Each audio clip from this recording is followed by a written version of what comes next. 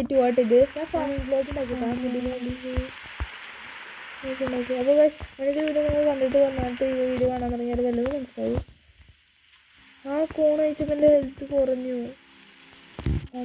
കാണാം അവരുടെ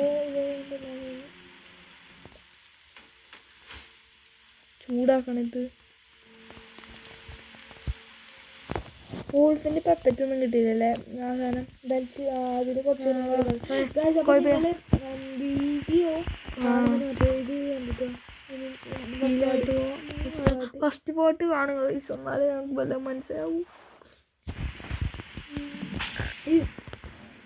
അതിന് കുറച്ച് ഹീലാവേണ്ടിയിരുന്നു.